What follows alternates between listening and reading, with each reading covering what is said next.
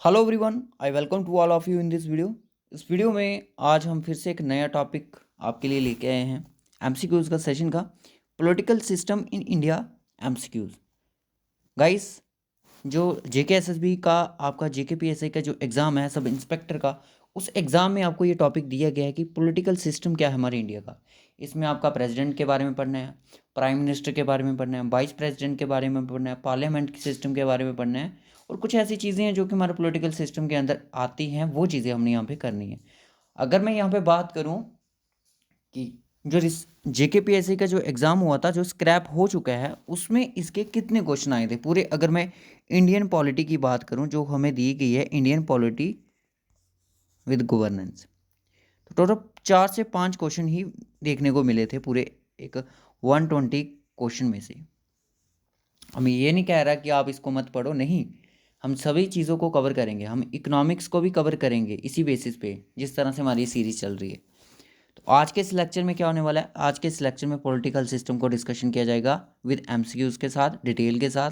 जो भी इस चैनल को फर्स्ट टाइम विजिट कर रहे हैं बच्चे, जेके प्रैक्टिस को सब्सक्राइब कर लो, क्योंकि इसी तरह की इंपॉर्टेंट वीडियो की अपडेट डेली नाइट 9 PM आपको डेली क्लास मिलती रहेंगी, इसी तरह से एक इंफॉर्मेटिव लेक्चर के साथ। तो अगर आपने वीडियो को अभी तक लाइक नहीं किया तो लाइक ज़रूर कर दीजिएगा। जैसे कि आप सभी को पता है सीजीएल का भी एग्ज़ाम स्टार्ट होने वाले हैं फर्स्ट से लेके, तो उनके लिए भी ये इंपॉर्टेंट है। तो ये वाला क्वेश्चन जो आपकी स्क्रीन पर है, ये क्वेश्चन आपने बताना होता है होमवर्क में। सबसे पहले मैं आपको होमवर्क दे दूं, होमवर्क का कई बार याद नहीं रहता है होमवर्क, क्योंकि बहुत सारे बच्चे होमवर्क का आंसर बताए, बहुत सारे बच्चों ने आंसर दिया था। तो आप प्रीवियस वीडियोस भी ज़रूर देखिएगा। डिस्क्रिप्शन बॉक्स में आपको जेकेपीआई टेस्ट का एक प्लेलिस्ट का लिंक मिल जाएगा, उस पर क्लिक कीजिएगा। आपको पूरा कोर्स जो हमारा जेकेपीएससी में हमने पढ़ा है, वो सारी वीडियोस आपको डिस्क्रिप्शन बॉक्स में मिल जाएंगी। बीआरडब्ल्यू का भी मिल जाएगा। चलिए फिर चलते हैं। फर्स्ट क्वेश्चन आपकी स्क्रीन पर है कि the president India is elected by. President जो हमारा इंडिया का होता है, उसको कौन इलेक्ट करता है, किसके द्वारा उसको इलेक्ट किया जाता है। जल्दी से देखिएगा इस क्वेश्चन को और इसका आंसर मार्क कीजिएगा। President of India is elected by only the member of Rajya Sabha, सिर्फ राज्यसभा के मेंबर उसको इलेक्ट करते हैं, या फिर only the member of Lok Sabha, सिर्फ लोकसभा के मेंबर उसको इलेक्ट करते हैं। कौन करता है इस सिस्टम को elect? Only by the members of legislative assembly and Lok Sabha, सिर्फ लेजिस्लेटिव असेंबली और लोकसभा के मेंबर ही करते हैं। Elected member of Rajya Sabha, Lok Sabha and state legislative. याद रखना, इसका क्या राइट ऑप्शन होगा? डी ऑप्शन होगा। क्या होगा? डी। क्या होता है कि जो इसकी जो इलेक्शन होती है प्रेसिडेंट की पोस्ट की, अगर मैं बात करूं, पद की कह सकते हो, ये जो इलेक्शन होती है ये इनडायरेक्टली बेस होती है। कौन सी होती है? इनडायरेक्टली इलेक्शन, इसको हम कह सकते हैं। ये डायरेक्ट इलेक्शन नहीं है, इनडायरेक्टली इलेक्शंस हैं। और ये किस बेसिस पे होती है, क्या प्रोसेस क्या रहता है? वो प्रोसेस जो होता है वो रहता है प्रोपोर्शनल रिप्रेजेंटेशन, रिप्रेजेंटेशन प्रोसेस, ये प्रोसेस रहता है इसको इलेक्ट करने का। प्रेसिडेंट जो हमारे होते हैं इंडिया में, कोई भी पोस्ट हो, हम किसी पर्टिकुलर पर्सन की बात नहीं करें, जो प्रेसिडेंट की पोस्ट रहती है उसकी बात करें। अगर इस पोस्ट के लिए आपको जो ये फिल करनी है, जो वैकेंट पोस्ट है, उसके लिए प्रोपोर्शनल रिप्रेजेंटेशन, यानी कि आपको पता ही है कि किसी किसी स्टेट में जो मेंबर्स होंगे, लेजिस्लेटिव असेंबली के मेंबर होंगे, और कुछ अलग अलग स्टेट से होंगे, तो इस तरह से क्या होता है कि वहाँ पे जो पॉपुलेशंस होती हैं वो ज़्यादा सेम इक्वल तो नहीं है ना। किसी स्टेट की ज़्यादा होगी, किसी यूटी की ज़्यादा होगी, किसी यूटी की कम होगी, किसी स्टेट की कम होगी। तो इस हिसाब से ये सिस्टम चलता है। और अगर आपसे ये पूछा जाए कि ये कौन सा सिस्टम रहता है इलेक्ट करने का, तो इसको सिस्टम को हम बोलते हैं सिंगल ट्रांसफरेबल बोट सिस्टम। कौन सा system? Single transferable boat system. अब इसी के रिलेटेड जेकेपीएससी ने एक क्वेश्चन पूछा गया था, जेकेपीएससी का जो एग्जाम हो उसमें क्वेश्चन पूछा गया था। क्या क्वेश्चन था कि किस प्रोसेस से प्रेसिडेंट की नियुक्ति होती है? तो वो होती है आपकी प्रोपोर्शनल रिप्रेजेंटेशन से। प्रोपोर्शनल रिप्रेजेंटेशन से। ये जो लेक्चर मैं आपको करवा रहा हूँ, इनको आप बिल्कुल भी मिस मत कीजिएगा, क्योंकि इसमें आपके बड़े चांसेस हैं कि क्वेश्चन इन्हीं में से एग्जाम में पूछने को मिल सकते हैं। अपने से भी पढ़ो, बट इन पे प्रैक्टिस जरूर करो। प्रोपोर्शनल रिप्रेजेंटेशन सिस्टम से, प्रोसेस से प्रेसिडेंट जो इंडिया का है वो उसको इलेक्ट किया जाता है। ठीक है, फर्स्ट क्वेश्चन हो गया। नेक्स्ट क्वेश्चन की तरफ चलिए बच्चे। कल के वीडियो में मैंने देखा कि रात को लेक्चर चल रहा था इसी टाइम पे, तो बच्चे बोल रहे थे कि सर जल्दी करो जल्दी करो। देखिए हमने जो चीज़ें हमने डिटेल के साथ स्टडी करनी है वो डिटेल के साथ ही करनी है। अब यहाँ पे आप देख सकते हो क्वेश्चन वही आ गया कि इंडिया का जो प्रेसिडेंट होगा उसको इलेक्ट किस सिस्टम से करेंगे। डायरेक्ट इलेक्शन से तो नहीं होगा, मैंने आपको बताया वो इनडायरेक्ट से होगा। प्रोपोर्शनल वोट सिस्टम नहीं है यहाँ पे, सिंगल ट्रांसफरेबल वोट सिस्टम के थ्रू होगा, बैलेट सिस्टम से। ठीक है, option B is the right option. Next question देखते हैं। Which article of the Indian constitution prescribe the eligibility condition for re election of the post of president. President की re election के लिए यहाँ पे कौन सा आर्टिकल यहाँ पे स्टैंड ले सकता है। देखिए अगर आप ऐसी इलेक्शन की बात करें तो वो आर्टिकल, प्रेसिडेंट की अगर इलेक्शन की हम बात करते हैं तो वो कौन से आर्टिकल में आता है, आर्टिकल 55 में आता है। री इलेक्शन की अगर बात करें, कोई वैकेंसी वैकेंट हो जाती है वो 6 मंथ के अंदर उनको फिल करनी पड़ती है और वो 57 आर्टिकल के अंदर आता है। Option D is the right option. यहाँ पे एक चीज़ हमें डिस्कशन करना भूल गए कि जो हमने देखा लेजिस्लेटिव असेंबली में, यहाँ पे याद रखना कि लेजिस्लेटिव काउंसिल को ऐड नहीं किया जाता प्रेसिडेंट की इलेक्शन में, याद रखिएगा। यहाँ पे जो कौन कौन सी होती है यूनियन टेरिटरी, कौन कौन सी जिनके पास लेजिस्लेटिव पावर है, दिल्ली, पुडुचेरी और हमारा JNK।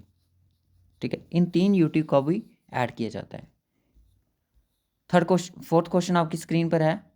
If there is any dispute regarding the president election it can be refer to. किसको रेफर किया जाएगा अगर प्रेसिडेंट की इलेक्शन में कोई भी डिप्यूट्स आता है, inquiry all dispute regarding president election, कौन करेगा उसको, कौन करेगा इस चीज़ को, डिस्प्यूट को सॉल्व।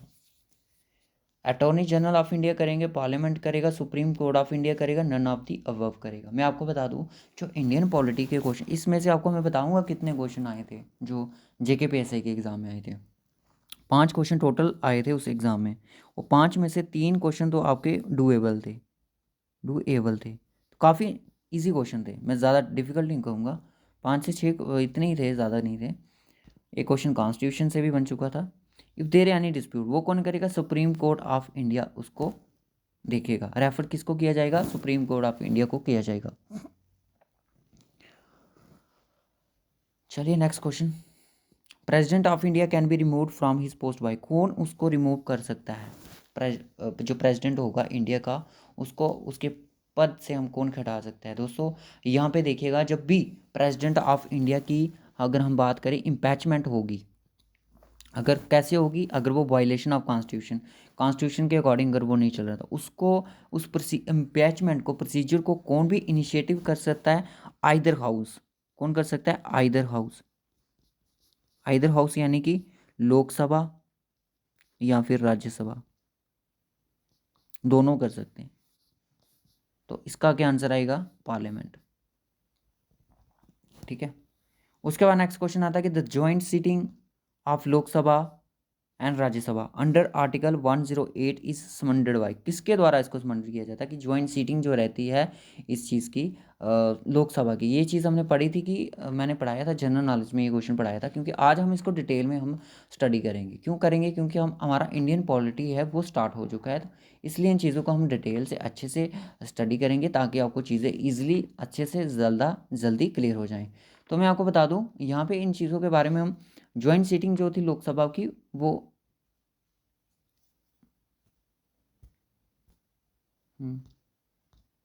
कौन करता है, वो करता है किसके ऑर्डर पे की जाती है, प्रेसिडेंट ऑफ इंडिया के ऑर्डर। प्रेसिडेंट के ऑर्डर पे ये चीज़ किया जाता है। ये मुमकिन चीज़ें तभी होती हैं जब ऑर्डर, प्रेसिडेंट इंडिया का ऑर्डर देगा इस चीज़ पे। अगर ये बात किया जाए तो किस कंसीडर किस पे, ऑर्डर बाय द प्रेसिडेंट और किस बिल के बारे में, आपको ऑप्शन बता सकता है मनी बिल, फाइनेंशियल बिल, कोई भी बिल की अगर बात करेंगे तो आपने बोल रहा है कि ये कोई भी पर्टिकुलर बिल के लिए ये ज्वाइंट जो सीटिंग होती है लोकसभा और राज्यसभा की अंडर 108, मोस्ट इंपॉर्टेंट चीज़ है। मैं आपको बता दूं ये मोस्ट इंपॉर्टेंट चीज़ है, मोस्ट इंपॉर्टेंट चीज़ है। ठीक है, प्रेसिडेंट ऑफ इंडिया इसको करता है। अब मैं आपको बता दूं कि कितनी सारी अभी तक टिल डेट तक अभी तक कितनी ज्वाइंट सीटिंग इनकी हो चुकी हैं, यानी कि ज्वाइंट सेशन हो चुका है इनका, लोकसभा का भी और राज्यसभा का भी। फर्स्ट सेशन अगर मैं बात करूँ तो अगर टोटल की बात करूँ तो ये 3 टाइम हुआ है, ओनली 3 टाइम। फर्स्ट टाइम कब हुआ था? फर्स्ट टाइम हुआ था ये डोरी प्रोविशन बिल। मैंने बोला बिल के लिए थे, कोई भी बिल हो सकता है, प्रोहिबिशन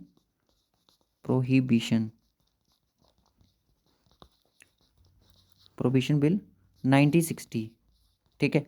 दूसरी जो हुई थी ये थी बैंकिंग सर्विस कमीशन के लिए, बैंकिंग सर्विसेज कमीशन बिल 1977, ये 2 होगी। थर्ड वाली है prevention of terrorism bill, prevention of terrorism bill, ये कब हुई? 2002 में, ज्वाइंट सेशन मीटिंग, ये थर्ड नंबर पे थी।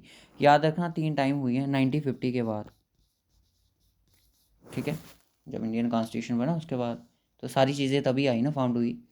डोरी प्रोविशन बिल 1960 में, इस बिल को लेकर ज्वाइंट सेशन हुआ लोकसभा राज्यसभा का। बैंकिंग सर्विस कमीशन बिल को लेकर 1977 में ये सेशन हुआ। प्रिवेंशन ऑफ टेररिज्म बिल 2002, ये भी इनका ज्वाइंट सेशन हुआ लोकसभा और राज्यसभा का, under article 108 is the summoned by the president of India. I hope ये चीज़ आपको क्लियर हो चुकी होगी। अगर बिल के बारे में बात करेगा तो आपने बोलना है कि कोई पर्टिकुलर बिल की बात करो, या जनरल बिल कह सकते हो, ऑर्डिनरी बिल कह सकते हो, कुछ भी कह सकते हो। Who is the chairman of Rajya Sabha? Rajya Sabha का चेयरमैन कौन होगा? प्रेसिडेंट होगा, वाइस प्रेसिडेंट होगा, प्राइम मिनिस्टर होगा, या फिर स्पीकर ऑफ द लोकसभा होगा। देखिए राज्यसभा की अगर बात करें हम, राज्यसभा की अगर हम बात करें तो यहाँ पे टोटल कितने मेंबर होते हैं? सर टोटल मेंबर अगर मैक्सिमम स्ट्रेंथ अगर आप बात करो तो मैक्सिमम जो स्ट्रेंथ होती है वो आपकी होती है 250। कितनी होती है जी? 250 मैक्सिमम स्ट्रेंथ की। अगर प्रेजेंट में हमारे पास कितने हैं? 245 है राज्यसभा के मेंबर, जिनमें से 12 जो मेंबर्स हैं उनको नॉमिनेट कौन करता है? नॉमिनेट कर देता है प्रेसिडेंट। किसके लिए? जिनमें कोई स्पेशल नॉलेज होगा, किस चीज़ के रिलेटेड सर? लिटरेचर के रिलेटेड, साइंस के रिलेटेड, स्पोर्ट के रिलेटेड, आर्ट्स के रिलेटेड, सोशल सर्विसेज के रिलेटेड, बहुत सारी ऐसी चीज़ें हैं जिनके रिलेटेड उनका नॉलेज होगा, तो उनको इलेक्ट किया जाएगा। जिसमें मैं आपको बता दूं मैरी कॉम भी नाम है, मैरी कॉम, ये भी एक राज्यसभा का नॉमिनेटेड मेंबर है ये मैरी कॉम। वाइस प्रेसिडेंट जो होता है वो होता है chairman of the Rajya Sabha. X of, इसको ये भी कह सकते हैं vice president is the ex officio chairman of Rajya Sabha, ठीक है। नेक्स्ट क्वेश्चन चलिए, who is vice president of India elected? Who is vice president of India elected? अच्छा, वाइस प्रेसिडेंट जो इंडिया का, उसको इलेक्शन कैसे होगी? डायरेक्ट इलेक्शन होगी, नेशनल इलेक्शन होगी, नहीं ये ऑप्शन नहीं बन रहा है, या फिर होगी बाय इलेक्ट, वाई डायरेक्ट इलेक्शन होगी एमपी की, लोकसभा की, एमएलए विधानसभा की। Election by the MP Lok Sabha किसके द्वारा की जाएगी? इसका जल्दी से बताएं। डायरेक्ट इलेक्शन तो यहाँ पे होगी नहीं, तो इसका राइट ऑप्शन जो किया है वो है आपका डी ऑप्शन है, ठीक है। इसकी भी इलेक्शन होगी, पर इसमें मैं आपको बता दूं लेजिस्लेटिव काउंसिल का भी काम आएगा ये, और यहाँ पे नॉमिनेटेड जो बंदे हैं, नॉमिनेटेड जो मैंने आपको बताया कि वो उनकी भी यहाँ पे वोटिंग होगी, ठीक है, उनके भी यहाँ पे, वो भी यहाँ पे अपना राइट कर सकते हैं। याद रखना इनके द्वारा इनकी इलेक्शन होगी, ठीक है। मैंने क्या बोला कि कौन कौन करेगा इसका? एक तो होंगे ना बोथ हाउसेस के मेंबर, यानी कि लोकसभा भी होगा, राज्यसभा भी होगा। एमपी, इधर क्या लिखा है? MP of Lok Sabha, MP of Vidhan Sabha, ये ऑप्शन गलत। नॉमिनेशन बाय इलेक्शन, ये भी ऑप्शन गलत। इलेक्शन ऑफ इलेक्ट्रोल कॉलेज, यानी कि both houses elected, both houses member होंगे जो, ठीक है। और voice single transfer vote system, जो यहाँ पे जो सिस्टम था वहाँ पे प्रेसिडेंट की इलेक्शन के लिए, वो भी यहाँ पे यूज़ होगा प्रोपोर्शनल रिप्रेजेंटेशन के बीच पे। और यहाँ पे मेन चीज़ पता क्या है? Nominated member also participate in this election. Nominated member जो कि राज्यसभा के होंगे, उसमें नहीं थे, प्रेसिडेंट की इलेक्शन में नहीं थे, और यहाँ पे ही वो भी यहाँ पे प्रेजेंट हो जाएंगे, also participate in his election, इसकी इलेक्शन में ये भी पार्टिसिपेट करेंगे जो कि प्रेसिडेंट की इलेक्शन में पार्टिसिपेट नहीं करते। ये कौन से नॉमिनेट मेंबर हैं? 12। करंटली में कितने हैं? 245 हैं, और जिसमें से 12 निकाल दो तो 233 जो हमारे ऐसे जो राज्यसभा के मेंबर हैं। ठीक है, ये भी काफ़ी इंपॉर्टेंट हो जाता है। Session of Lok Sabha is called at least, कितने टाइम होना चाहिए भाई?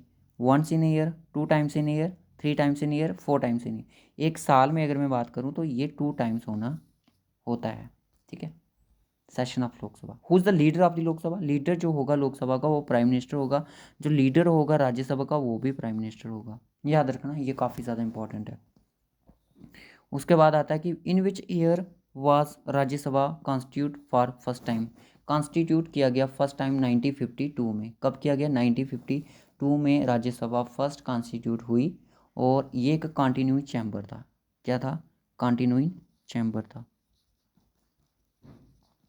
और यहाँ के जो मेंबर थे वो डिसॉल्यूशन नहीं थे, डिसॉल्व नहीं थे, जो कि चीज़ ख़त्म हो जाए। मैं आपको बता दूं कि डिसॉल्यूशन जो सिस्टम था वो राज्यसभा में नहीं था, अभी भी नहीं है, ऐसी बात नहीं, मैं कोई हिस्ट्री नहीं बता रहा। मैंने थोड़ा रुक जाए इधर, चलिए। वो सिस्टम नहीं था, और जो रिटायरमेंट है वो कहता है कि 1/3 पीपल की, किसमें? राज्यसभा में 1/3 जो इसके मेंबर होंगे रिटायर करेंगे एवरी सेकेंड ईयर। हर दूसरे साल में वो रिटायर करेंगे अपनी 1/3 मेंबर।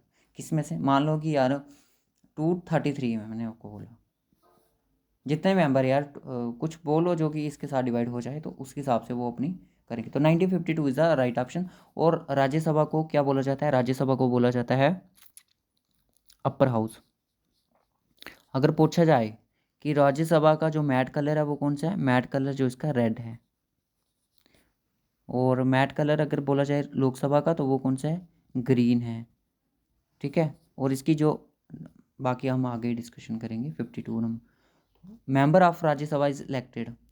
मेंबर जो होते हैं राज्यसभा, ये नहीं पूछा कि राज्यसभा की टर्म नहीं है, जो उसके मेंबर होंगे वो कितने टर्म के इलेक्टेड होंगे? 4 ईयर्स के लिए होते हैं, 5 ईयर्स के लिए होते हैं, 6 ईयर्स के लिए होते हैं, या फिर लाइफ लॉन्ग के लिए होते हैं। तो वो होते हैं आपके 6 ईयर्स के लिए इलेक्टेड होते हैं। ये क्वेश्चन JKPSC में पूछा गया था। आज पेपर खोलो, 5 से 6 क्वेश्चन आई थिंक आए ही हैं। अब मुझे दिमाग में जैसे जैसे क्वेश्चन आ रहे हो तो मुझे लग रही है आए थे 5 से 6 क्वेश्चन आए हैं। मेरे पास क्वेश्चन पेपर भी बड़ा है बच्चों का। Indian parliament consist of, Indian parliament है जो कंसिस्ट करता है, किस किस को करता है? लोकसभा को करता है। देखिए, अगर आपको पूछेगा कि पार्लियामेंट में क्या होता है, सर पार्लियामेंट में से तो एक क्या होता है, एक होता है लोअर हाउस, दूसरा होता है अपर हाउस। लोअर हाउस को बोलते हैं लोकसभा, अपर हाउस को बोलते हैं राज्यसभा। ठीक है, बाकी राज्यसभा के बारे में आपने बता दिया हमें। और यहाँ पे राज्यसभा के पास जो पावर है वो लोकसभा के पावर जो ज़्यादा हैं राज्यसभा से। ठीक है, लोकसभा, राज्यसभा और प्राइम मिनिस्टर। याद रखना कि लोकसभा और पार्लियामेंट के अंदर जो कंसिस्ट करती है, पार्लियामेंट कंसिस्ट करती है वो किस किस को करती है? प्रेसिडेंट भी होता है उसमें, बोथ हाउसेस होते हैं पार्लियामेंट के, जो कि लोअर हाउस भी होता है और अपर हाउस भी होता है। ठीक है, और इसमें बड़ी बात यह है कि ये इंटीग्रल पार्ट रहता है प्रेसिडेंट, बाकी इसका कोई काम नहीं होता जैसे ये लोग करते हैं ना लोकसभा और राज्यसभा इस तरह से नहीं, ये एक इंटीग्रल पार्ट रहता है इनका। Representation of states in the council of state is based on, representation जो होती है स्टेट्स में, काउंसिल ऑफ स्टेट में, वो किस बेसिस पे रहती है? इक्वल फॉर ऑल स्टेट के, रेशो ऑफ प्रोपोर्शन। यस, मैंने क्या बोला था कि ratio proportion, sorry, representation proportion, जो भी वहाँ की पॉपुलेशन होगी उसी के अकॉर्डिंग वह चीज़ रिप्रेजेंटेशन होगी। Rajya Sabha is called the permanent house because all members of life long, सारे के सारे मेंबर लाइफ लॉन्ग चलते हैं। नो, ऐसा कुछ नहीं है। It can not be dissolve. Yes, मैंने बोला कि ये डिसॉल्यूशन नहीं होता, लोकसभा राज्यसभा में डिसॉल्यूशन नहीं होता, ये डिसॉल्व नहीं होता। Some members retire after every 2 year, क्योंकि कुछ मेंबर रिटायर हो जाते हैं तो वो परमानेंट हाउस है। नहीं यार, ऐसा कुछ नहीं, होते तो हैं बट फिर भी वो दूसरों की तो वहाँ पे उनको नॉमिनेट किया जाता है। तो इसका जो राइट ऑप्शन है वो आपका सिर्फ आपका बी ऑप्शन बनेगा, ज़्यादा कुछ नहीं।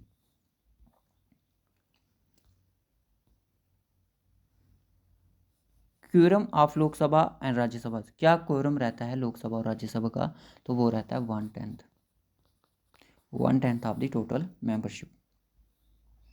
उसके बाद नेक्स्ट क्वेश्चन आता है कि which of the following statement is correct regarding the Rajya Sabha. Rajya Sabha के रिलेटेड यहाँ पे कौन सी एक ऐसी स्टेटमेंट है जो कि यहाँ पे करेक्ट देखने को मिल रही है? राज्यसभा की अगर कोई मेंबर बनना चाहता है तो उसकी एज 30 ईयर्स होनी चाहिए, और जो राज्यसभा के जो मेंबर का जो पीरियड इलेक्टेड पीरियड रहता है वो 6 ईयर्स रहता है। और इसको क्या बोलते हैं हम?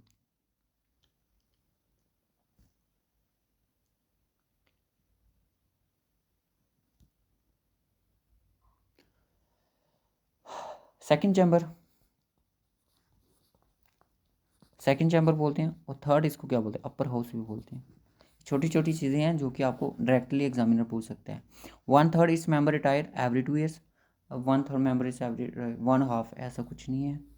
1/3 मैंने आपको बताया 1/2, 1/3 इस member retire every 3 years. No, option A is the right option. कैसे? मैंने बोला कि 1/3 of its member retire every second year, तो 1/3 of its member retire every 2 years या फिर एवरी सेकेंड ईयर। तो राइट ऑप्शन इसका क्या हो जाएगा?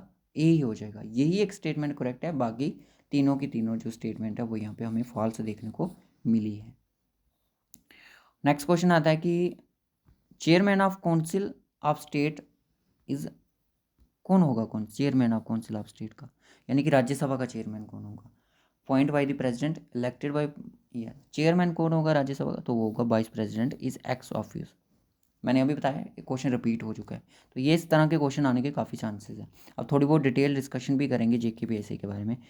Who which of the following is not the integral part of the parliament, ये आ गई हमारी पार्लियामेंट।